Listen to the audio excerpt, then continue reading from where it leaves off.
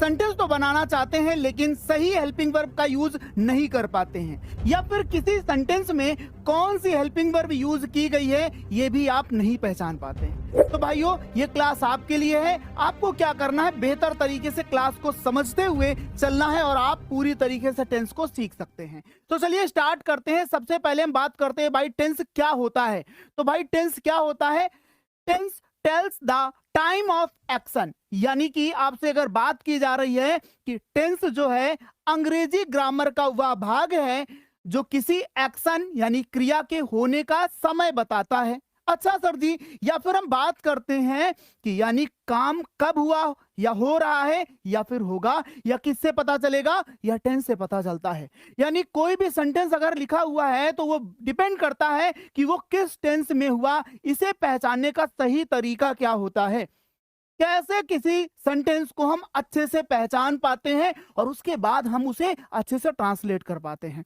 तो चलिए हम और आगे बात करते हैं। सबसे पहले जानते हैं कि भाई ये टेंस कितने प्रकार के होते हैं, क्योंकि हम अगर टेंस सही से सीख पा रहे हैं तो इसके लिए हमें जानना बेहद जरूरी है कि वास्तव में टेंस कितने प्रकार के होते हैं और एक टेंस के अंदर कितने सेंटेंस यूज किए जाते हैं या फिर कितने टाइप के सेंटेंस बनाए जाते हैं। तो बात करते हैं हमारे जो टेंस की। तो भाई टेंस जो है 3 प्रकार के होते हैं। ये सर हमने बचपन से सीख रखा है लेकिन हम सेंटेंस बना नहीं पाते हैं। तो भाई बहुत ही अच्छे से आज सेंटेंस आप बनाना सीख पाएंगे। हमारे पास 3 टाइप के सेंटेंस होते हैं, जिसमें से हमारे पास सबसे नंबर 1 पे आता है प्रेजेंट टेंस, जिसे हम हिंदी में वर्तमान काल कहते हैं। अगर हम इसे पहचानने की कोशिश करें कि कोई हमारा जो सेंटेंस होगा वो वर्तमान से अर्थात प्रेजेंट से है तो कैसे होगा, वहां पर जो काम अभी हो रहा है या रोज होता है, हो रहा है या फिर रोज होता है, जैसे कि आप इस क्लास को देख रहे हैं, ये आपका प्रेजेंट टेंस हो जाएगा। इस तरीके से आप किसी टेंस को अच्छे से पहचान सकते हैं। या फिर मैं बात करता हूं बच्चों पास्ट टेंस की, ये हमारा टेंस नंबर 2 होगा। इसे हम सर कैसे पहचानते हैं? इसे पहचानने का बहुत आसान तरीका कि जो काम पहले हो चुका है, ये काम आपका पहले हो चुका होता है और इसे पहचानते हैं आप कैसे? इसके टाइम से। जैसे कि मैं बोल दूं आपने कल क्लास की थी, ये आपको क्या बता रहा है? इसका मतलब आप पास्ट टेंस की बात कर रहे हैं। और भी सर आसान बताइए, और आसान बताता हूं। चलिए पहले हम पहचान लेते हैं फ्यूचर के बारे में।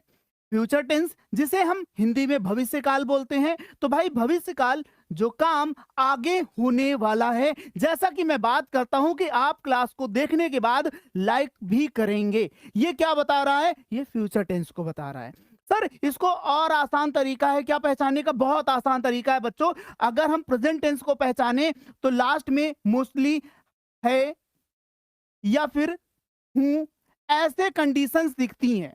अगर लास्ट में ये शब्द दिख जाए तो प्रेजेंट से बिलोंग करता है। अगर बच्चों था वाली कंडीशन दिख जाए, था थी थे ऐसे दिख जाए, तो वो पास्ट से बिलोंग करता है। और अगर बच्चों गा वाली कंडीशन दिख जाए, यानी गा की, है गा की, या फिर बच्चों के ऐसे करके अगर दिख जाए तो वो फ्यूचर से होता है। यानी हम इन शब्दों से भी किसी टेंस को पहचान सकते हैं। ये बात शायद आपको बहुत अच्छे से समझ में आ चुकी। तो भाई इसके बाद हम बात करेंगे कि भाई अब हम सर एक एक करके प्रेजेंट टेंस के बारे में, पास्ट टेंस के बारे में और साथ ही साथ फ्यूचर टेंस के बारे में भी जान लेंगे। चलिए हम बात करते हैं कि भाई टेंस जो है वो कितने प्रकार के होते हैं। इसके बाद हम बात करते हैं हमारे जो टेंस है बच्चों, आपको साफ साफ दिखाई दे रहा होगा कि टेंस हमारे टोटल 12 प्रकार के हो जाते हैं। कितने प्रकार के सर? 12 प्रकार के। जैसे कि एक हमारा पार्ट है बच्चों, इसका नाम है टेंस, और टेंस के अंतर्गत हमारे 3 टेंस आते हैं, प्रेजेंट, पास्ट और बच्चों फ्यूचर, जो कि आपको अभी थोड़ी देर पहले मैंने ये चीज बताई है। अगर मैं बात करता हूं प्रेजेंट टेंस की, तो बेटा हर टेंस की एक ही कैटेगरी है, एक ही कैटेगरी है। इनको क्या किया गया है?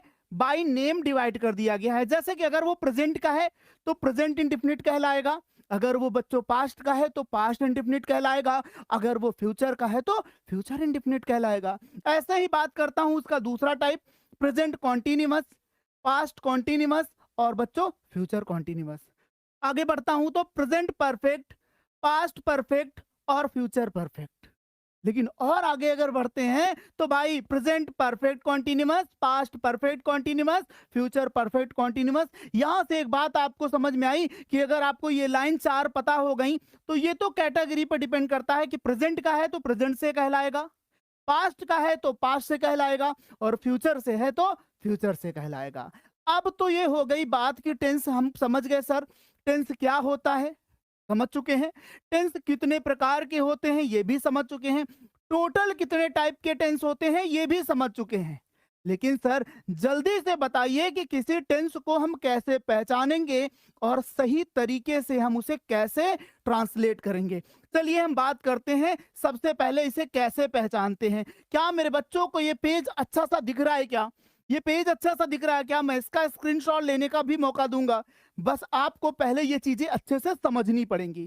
कैसे? चलिए देखते हैं कि टेंस को कैसे पहचाने। सबसे बड़ा डर यही होता है, सबसे बड़ा डर यही होता है कि किसी टेंस को आखिर हम कैसे पहचाने। तो भाई इस पेज पे मैंने काफी मेहनत करी है कि एक बार ना आप इसका स्क्रीनशॉट ले लीजिए और अपनी मोबाइल की स्क्रीन पर इसे फिट कर दीजिए और फिर ना 2 4 5 बार देखना स्टार्ट कर दीजिए दिन में। जैसे आप मोस्टली मोबाइल यूज करते हैं ना, फिर आपको ना चुटकियों में टेंस पहचानना आ जाएगा। अगर किसी टेंस को पहचानना है तो जैसा कि आप देख पा रहे हैं मैंने इधर लिखा है ये टेंस है और कितने टाइप के, प्रेजेंट, पास्ट और फ्यूचर।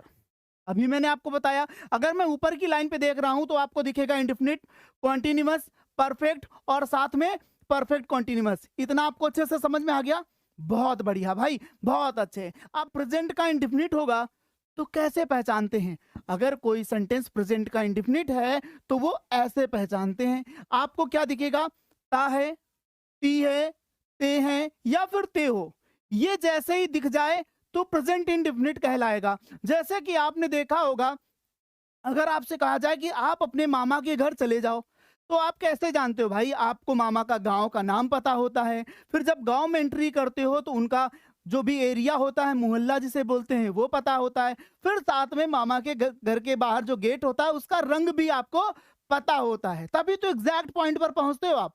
सेम चीज आपको यहां पर भी करनी है। अगर किसी सेंटेंस के लास्ट में इनमें से कोई शब्द दिख जाए तो वो प्रेजेंट इंडेफिनिट कहलाएगा। क्लियर इतनी बात? अगर मैं हेल्पिंग वर्ब की बात करूं तो भाई इसकी हेल्पिंग वर्ब की फर्स्ट फॉर्म या फिर एसईएस हो सकता है जो कि हमारे अफर्मेटिव में लगता है। अगर मैं बात करता हूं निगेटिव या फिर इंट्रोगेटिव की तो वहां पर बच्चों डू या does as a helping verb use किए जाते हैं। इसी तरीके से हमारा अगर प्रेजेंट का कॉन्टिन्यूअस हुआ तो वहां पर आपको रहा, रही, रहे या रहा हूं, रहे हूं ऐसे करके अगर शब्द दिखाई देते हैं तो प्रेजेंट कॉन्टिन्यूअस कहलाते हैं, जो कि पहचानने के लिए इज, आर, एम, इन तरीकों से हम इसे पहचान पाते हैं। तो भाई आपको ये चीजें समझ में आ रही ना? हमने जो आपको ये वाली लाइन बना के दी है ये पहचानने का तरीका है और इसी के नीचे हेल्पिंग वर्ब यूज की जाती है कि अगर आपने प्रेजेंट का परफेक्ट बनाया, आपने पहचान लिया कि वह काम कर चुका है, चुका है सर, चुका है तो प्रेजेंट परफेक्ट में आता है। सर कौन सी हेल्पिंग वर्ब यूज करें? तो भाई आपके पास दो ही हेल्पिंग वर्ब हैं, या तो आप हैज यूज करोगे या फिर बच्चों हैव यूज करोगे। तो ये आपको पहचानने का बेहद सा बहुत आसान तरीका था। अब मेरे बच्चे, सारे बच्चे इसका फटाफट से स्क्रीनशॉट ले लेंगे क्योंकि ये आपके बहुत ही अच्छे से काम आने वाला है। सारे बच्चे जल्दी से बिना देर किए हुए इसका स्क्रीनशॉट ले लेंगे जल्दी से। हो गया? बहुत बढ़िया भाई। अब आपको इस पर काम करना है। काम कैसे सर? कि जितनी देर आपने इस वीडियो को देखा है कम से कम दिन में उतनी ही देर 10 दिन तक लगातार इस वीडियो को देखते रहिए और इसी पेज को पढ़ते रहिए। फिर देखिएगा 10 दिन बीतने के बाद आप टेंस में महारत हासिल कर चुके होंगे। आप किसी सेंटेंस को पहचानना जान चुके होंगे, किस सेंटेंस में कौन सी हेल्पिंग वर्ब लगती ये आपको अच्छे से ज्ञान हो चुका होगा, है ना? अब हम बात करते हैं कि भाई किसी सेंटेंस को आखिर बनाते कैसे हैं। सर आपने तो बताया था एक टेंस के अंदर कुछ सेंटेंस भी होते हैं जिनका नाम होता है भाई अफर्मेटिव, नेगेटिव और इंट्रोगेटिव। क्योंकि अगर हमने पहचान लिया कि हमने प्रेजेंट इंडेफिनिट का सेंटेंस पहचाना तो एग्जैक्ट ये तो नहीं बोल सकते कि बस प्रेजेंट इंडेफिनिट ही है, उसके अंदर उसका सेंटेंस भी होता है जिसमें हमारे 3 तरीके के सेंटेंस होते हैं। कौन कौन तरीके के? चलिए देखिए, हमारे बच्चों 3 तरीके के सेंटेंस होते हैं जिसमें से सबसे पहले हमारे पास आता है अफर्मेटिव, नेगेटिव और बच्चों इंट्रोगेटिव, और मैंने इंट्रोगेटिव फिर से यहाँ लिखा। ये हमारा दूसरा टाइप है इंट्रोगेटिव का, मतलब टाइप 1 और टाइप 2। ये रूल आपको ना बहुत आसानी से सेंटेंस बनाना सिखाएगा। अगर आपने किसी का भी इंडेफिनिट पहचान लिया, उसमें से अगर आपके पास काइंड पहचानने के लिए जाए तो अफर्मेटिव, नेगेटिव, इंट्रोगेटिव कुछ तो ऐसा होगा। तो आपके पास टोटल 12 टेंस हैं और 12 टेंस में 12 बार आपको अफर्मेटिव सेंटेंस बनाना है। तो भाई आपको सिर्फ यही रूल यूज करते हुए चलना है। सबसे पहले आपको सब्जेक्ट लिखना होता है। सब्जेक्ट की मैं बात करता हूं तो बच्चों इस जगह पर आपका नाउन हो सकता है। क्या हो सकता है? नाउन हो सकता है, या फिर बच्चों प्रोनाउन हो सकता है। नाउन हो सकता है या फिर बच्चों प्रोनाउन हो सकता है। और अगर हम बात करते हैं हेल्पिंग वर्ब की, तो हेल्पिंग वर्ब का मैंने आपको चार्ट बना के दिया है, लेकिन दो जगह पर आपको थोड़ा सा सतर्क रहना है।